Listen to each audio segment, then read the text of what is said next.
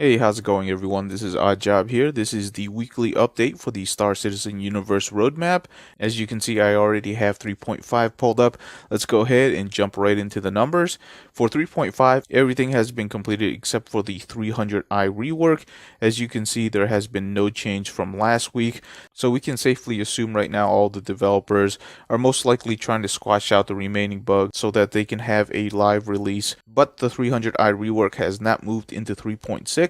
So it's safe to assume that they're really trying to get it out for 3.5. Now, as we move to the 3.6 tab, as you can see, there isn't really a whole lot of work being done. Most of the percentages, and that's only the 3 items, are very small percentages. And we're talking about rest stop workstations, the misfire system, and the harvestable entity spawning. Those are the only ones with work. There has been some increase in task changes. The rest stop space stations has seen yet another huge jump in terms of tasks, so they're definitely adding something to it. And the transit system features has also seen a doubling of the tasks, so there's definitely a lot of improvements that they want to make on that. The rest of them are fairly minor, so there's really nothing to report there. But as you can see, 3.5 has been the priority, and there really hasn't been much work done in 3.6. Hopefully they will get 3.5 done soon so that they can start work on 3.6. Otherwise, everything is going to be severely delayed. As we move to 3.7, as you can see, there are some feature items that have been removed from 3.7. Cargo depot space stations have been removed out, cockpit experience. Further down the list, procedural asteroids version 2 has made a new home in 3.7. So we see a removal of 3 features and addition of 1 receiver. Unfortunately, for 3.7, no work has been done. As we move to 3.8, there's really only 1 item that has received work, which is the cockpit experience improvements. So even though it has made it to 3.8 instead of 3.7, there seems to be some work that's still being done for that. Before moving to the Squadron 42 roadmap, I just want to take a couple of moments to talk about development in this fashion, and what we're seeing is it really healthy. As a person with 2 decades of development experience and working with very large applications, I can tell you that this type of development and the shifts that we're seeing is very healthy. One of the hardest things to do when you're actually developing something this large is to be able to plan out tasks at this type of scale. And the type of movements that we're seeing, in other words, features moving in and out of different versions, is completely normal. And also seeing a breakup of tasks, in other words, you'll see tasks that will have like 20 and then it just doubles. That's actually very good analysis work being done, in which they're seeing tasks that really need to expand or contract, and they're actively doing things to actually track those type of actions. Those are actions of a very mature development life cycle for a company.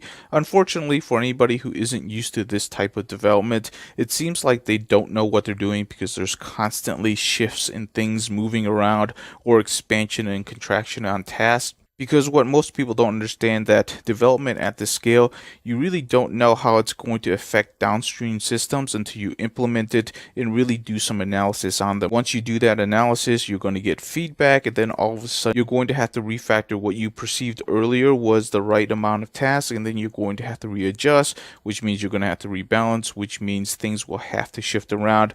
This is very normal in the development life cycle.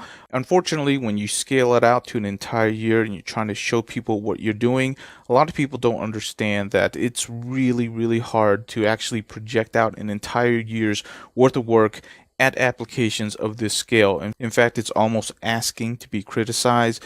But since they're actually taking money from us in order to fund this video game, this is something that they definitely should and need to do and also keep up with, because it really gives us visibility into how complex this video game is to make. Unfortunately for us, it's going to be a pretty bumpy road, and my expectations of it is that it's going to take quite a long time in order for this game to be completely flushed out. Moving on to the Squadron 42 roadmap, Q1, everything is completed, and the items that weren't completed has been moved to Q2, so this is the last time we're going to be looking at the Q1 tab. If we move over to Q2, this is the same story that we're seeing over on the Persistent Universe side, which is we're not seeing a lot of work being done because most likely 3.5 is sucking up all the resources. The ones that are being worked, it's very low percentages.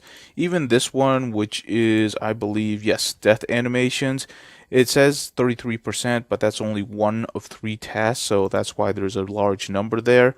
Other than that, there's only some minor work being done in AI pathing. FPS close combat also receives some work, and finally player jump also received some work. We also see that procedural asteroids has been removed from Q2 and has found a new home in Q3. The only other thing to report is that FPS close combat received a doubling in terms of tasks, so it went from 33 to 79. So there's definitely a lot of new tasks that have been identified, and there's going to be a lot of work being done on that. Okay, moving on to quarter three. As you can see, we're seeing a little bit of work being done. Procedural asteroids did get moved over here, and it went back to its original 7 of 9 tasks being done, which is the reason why you see a 77% bump. There was a weird anomaly last week in which it was showing 0 of 9 being done, which meant it was significantly less, but it got moved up to 7 again, so that was probably just error from last week. Going on to Q4, there's really nothing to report. Navigations received a 1 task increase, but that's very minor. No work has been done except for the RSI Bango, which got a little bit work done, a 10% increase, which seems to be pretty significant. So there's definitely somebody working on the ships for the Squadron 42 side. As we move over to 2020 quarter one, there has been no work done on that, but we have seen a significant increase in terms of physics Q refactoring. So it went from 78 tasks to 91 tasks. Alright, the last Excel spreadsheet to go over is the Star Citizen statistics. So for April 13th, we saw another 4,000 new accounts come into the Star Citizen universe. Now, Ted, one of my early subscribers, had an interesting comment saying that 60% of all of the funding come from starter ships. So I figured I did a little math. I added these two accounts right here, which is if every account had a $40 starter ship, how much would that be in funding? That would be about $90 million.